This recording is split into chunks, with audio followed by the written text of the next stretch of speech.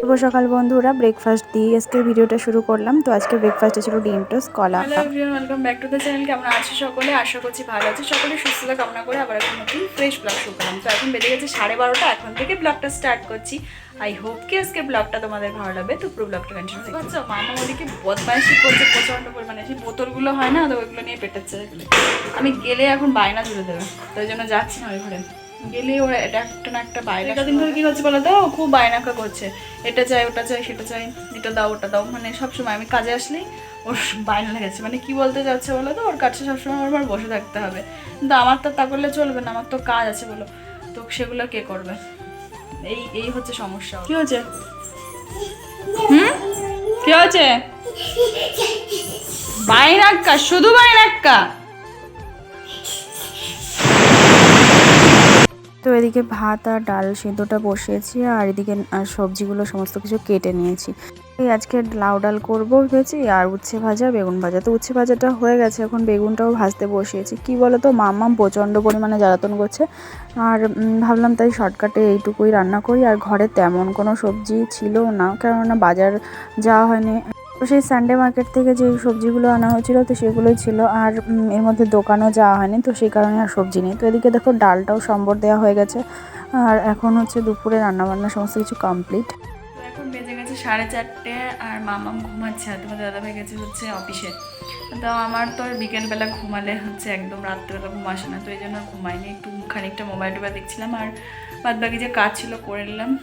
আর এখন হচ্ছে অনেক দিন ভাবছি কি ইয়ে খাওয়া হয়নি, ফুচকা। আর মেয়েটাও না ওই এখানে হচ্ছে ওই অ্যানাউন্স করে মাইকে, তো সেই আওয়াজ শুনে শুনে না ও ফুচকা ফুচকা ফুচকা তো বলতে পারে না, ফুক্কা ফুক্কা, তো এরকম বলে বলে যায়। তো তাই জন্য আবার ওর বাবা যে ক্যান্টিন থেকে ফুচকার একটা ডাব্বা নিয়ে আসছে, মানে পাউচে প্যাকগুলো পাওয়া যায় না, বড় যেই 3-4 রকমের জল থাকে, আর ফুচকার একটা মানে ওটা ভেজেই করলে, ইনস্ট্যান্ট ভেজে করলেই হয়ে যাবে।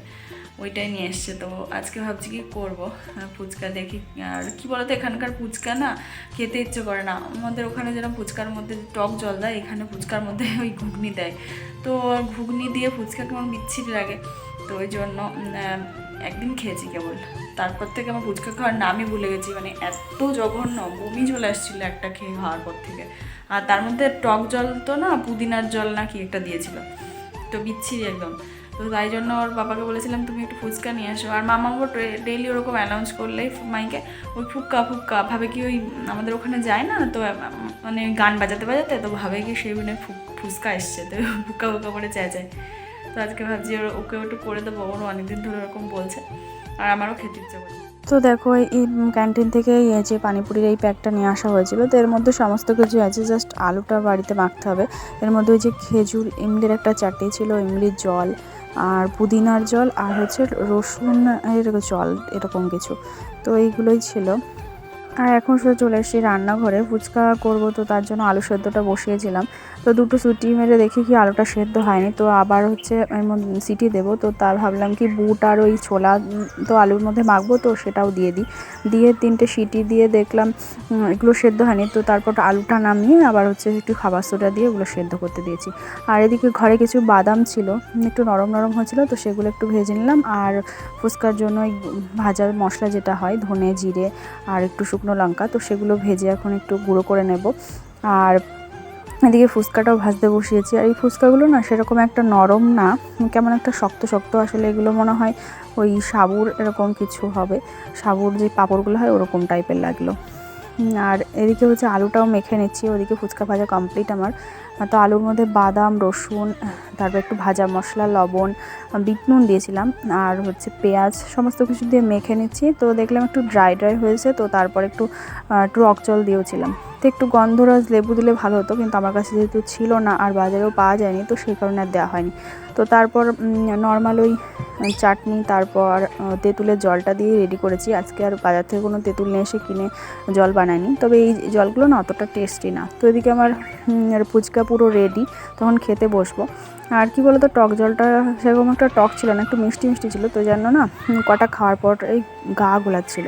আর মামামের অবস্থা দেখো, ও খাওয়া শুরু করেছে। ওর কারণেই আসলে বেশি করে বানানো। তবে কি বলতো বাজার থেকে ওই তেঁতুল কিনে ঘরে জলটা মানে না বেশি টেস্টি হতো, এই জলটা অতটা ভালো লাগছিল না। তবে এখানে যে ফুচকা বিক্রি হয় সেখান থেকে আমার যথেষ্ট পরিমাণে ভালো লেগেছে, তো এটাই আর কি। আর মামামের দেখো অবস্থা, বলে টেস্টি টেস্টি। তো এদিকে ফুচকা টুচকা খেয়ে তারপরে একটু মামামের জন্য দুধ গরম করে রেখেছি, আর তারপর তোমার দাদাভাইকে একটু চাও করে দিলাম। আর এইখানে সবজি কেটে রেখেছি কালকের জন্য, মানে কালকেও অফিসে নিয়ে যাবে তো রুটি তরকারি, তো সেই জন্য আর এঁচোড়টা কেটে রাখলাম, কালকে রান্না করব। আর এখন হচ্ছে শুয়ে পড়েছি। আর মাম্মামের অবস্থাটা দেখো, ওর মেয়েকে নিয়ে এখন দোল দিচ্ছে। তো এইভাবেই রাত্রি কাটাবে। আর আজকের ব্লগটা কেমন লাগলো অবশ্যই কমেন্ট করে জানাতে ভুলো না। যদি ভালো লাগে তো লাইক কমেন্ট করো, আর সাবস্ক্রাইব করতে একদম ভুলো না। তো আজকের মতো টাটা, আবার দেখাবে একটা নেক্সট ভিডিও। কি হয়েছে?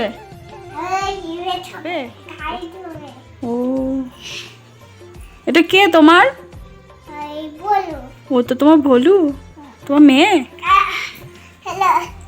ও ও আচ্ছা, গুড নাইট। আচ্ছা বাই।